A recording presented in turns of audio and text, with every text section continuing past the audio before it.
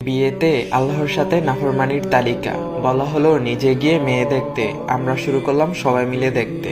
বলা হলো মেয়ে দিনদার কিনা দেখতে, আমরা শুরু করলাম মেয়ে সুন্দর কিনা দেখতে। বলা হলো ছেলেকে দিনকে প্রাধান্য দিতে, আমরা শুরু করলাম ছেলের টাকা পয়সাকে প্রাধান্য দিতে। বলা হলো নিজের পছন্দ মতো মেয়েকে বিয়ে করতে, আর আমরা শুরু করলাম মানুষের মন রক্ষা করতে। বলা হলো মেয়েদের মতামত নিয়ে বিয়ে দিতে, আর আমরা শুরু করলাম নিজের ইচ্ছেতে বাধ্য করে বিয়ে দিতে। বলা হলো কম খরচে বিয়ে করতে, আর আমরা শুরু করলাম আনুষ্ঠানিকতার নামে টাকা অপচয় করতে। বলা হলো মসজিদে বিয়ে করতে, আর আমরা শুরু করলাম কমিউনিটি সেন্টারে শুটিং করে বিয়ে করতে। বলা হলো আল্লাহর সন্তুষ্টির জন্য বিয়ে করতে, আর আমরা শুরু করলাম নিজের স্বার্থের জন্য বিয়ে করতে। বলা হলো ছেলে পক্ষকে ওয়ালিমা করে মানুষকে খাওয়াতে, আর আমরা শুরু করলাম মেয়ের বাবার উপর জুলুম করে খাইতে।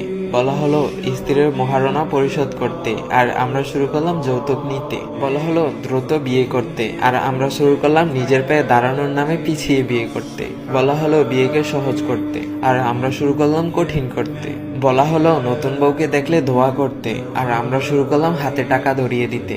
বলা হলো স্বামীকে সম্মান করতে, আর আমরা শুরু করলাম নিজের ইচ্ছে মতো স্বামীকে নিয়ন্ত্রণ করতে। বলা হলো স্ত্রীকে ভালোবাসতে, আমরা শুরু করলাম শালীর সাথে মিশতে। বলা হলো স্ত্রীর সাথে সুন্দর করে কথা বলতে, আর আমরা শুরু করলাম দাসীর মতো আচরণ করতে। বলা হলো দেবর থেকে দূরে থাকতে, আর আমরা শুরু করলাম দেবরদের সাথে ফাজলামিতে মেতে উঠতে। বলা হলো স্বামীর জন্য সাজতে, আর আমরা শুরু করলাম রাস্তার ছেলেদেরকে দেখানোর জন্য সাজতে।